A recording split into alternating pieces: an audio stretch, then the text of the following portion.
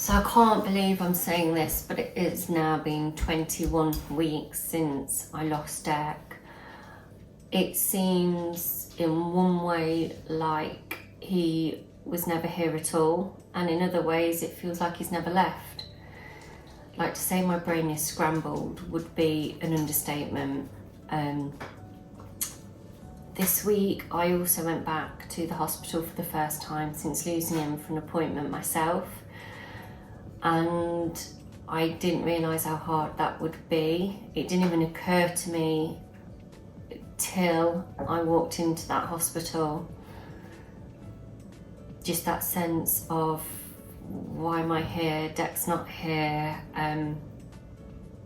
Yeah, it was all just quite overwhelming. And here's a video from that day. So sometimes grief can just hit you when you're really not expecting it. I had a hospital appointment this morning and I didn't even really consider anything other than I've got a hospital appointment.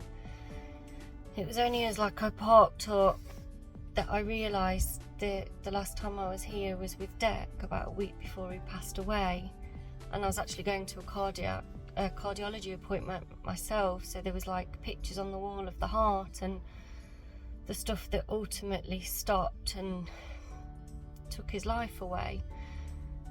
So it was pretty hard, but I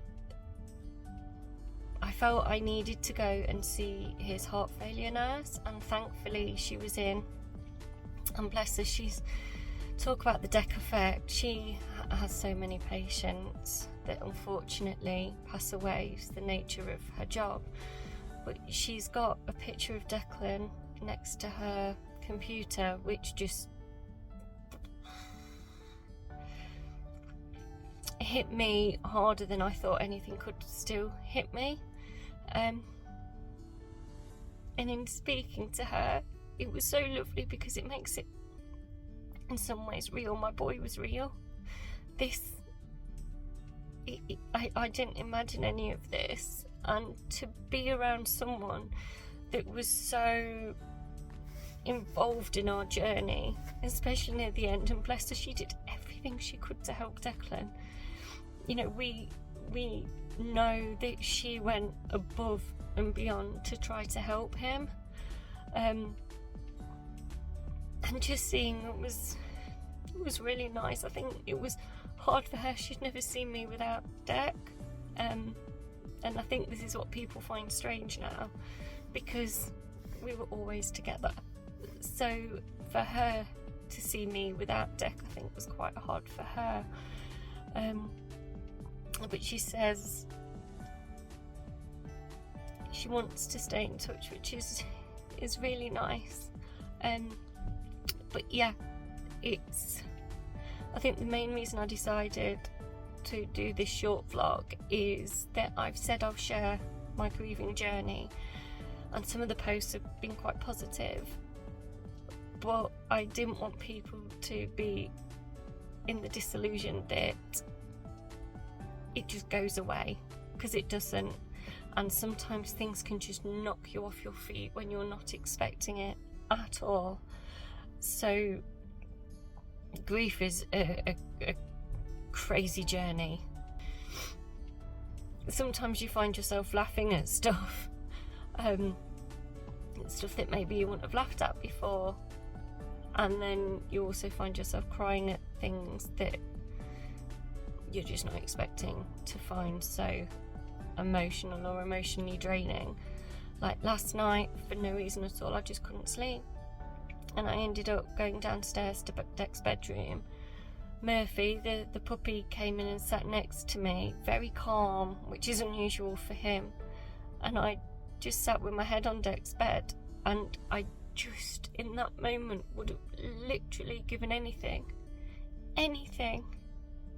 to go back 6 months. Not when he was struggling, but 6 months ago. I would have given anything, and I just couldn't stop the tears. Just could not stop the tears. And again, the reason I'm sharing this is for the people going through the same, that are struggling. Someone said to me in the first month, it's a shit club that no parent wants to be a part of, losing their child. It's a shit club. Yeah.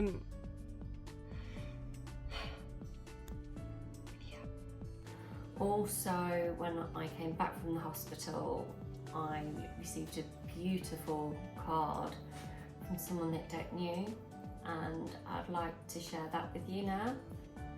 So I got home from my hospital appointment, and the postman had been, and I saw there was a card, so I was running back out the house to come and sit with Dec for a little bit, as although it's freezing, it's beautiful and sunny up here.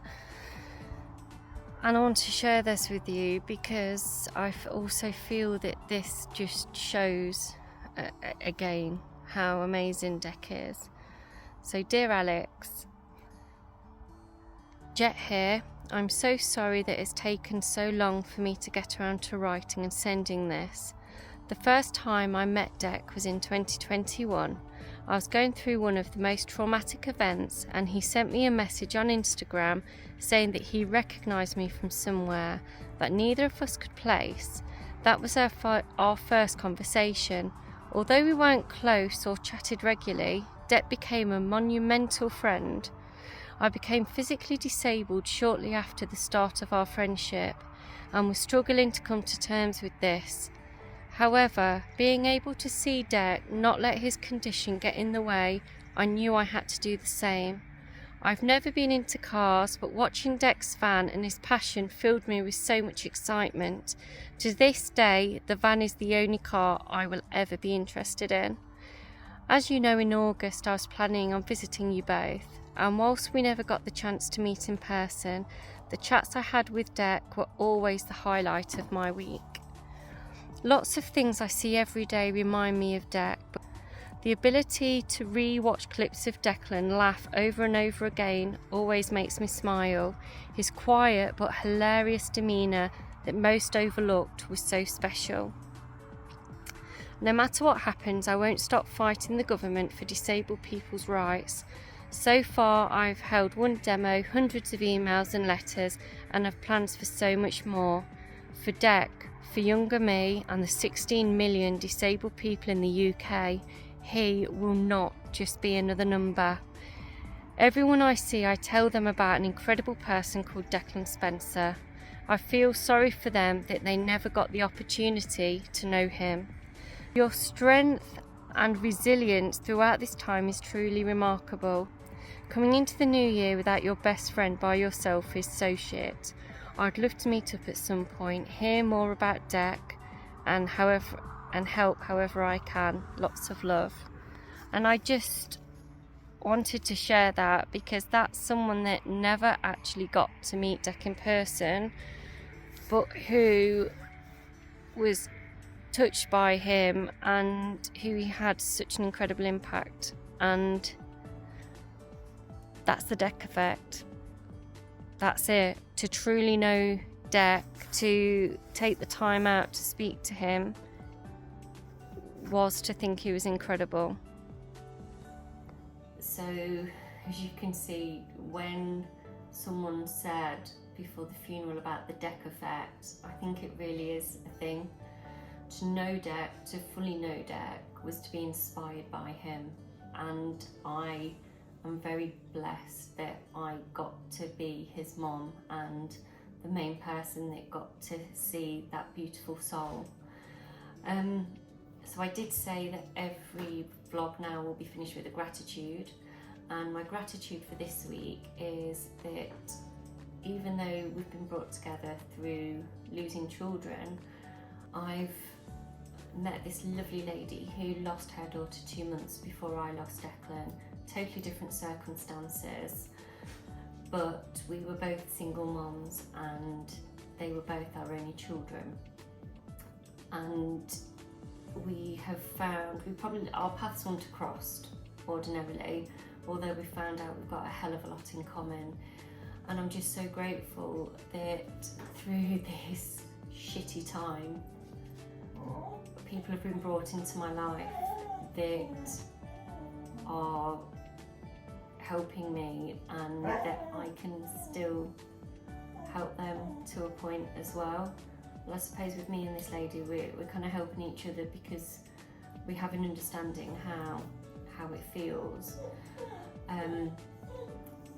So I'm just really grateful that, you know, even in this darkness that there is at the moment, there's still bits of light that come through, and I'm just so grateful for them. I'm so grateful for the people that are around me, that are there for me, and that let me talk about Dec and allow me to be however I need to be, if that be sad or even excited about getting his van done and his bucket list and everything. You know, I'm just so grateful that I have those people in my life. Thank you for continuing to follow this journey with me.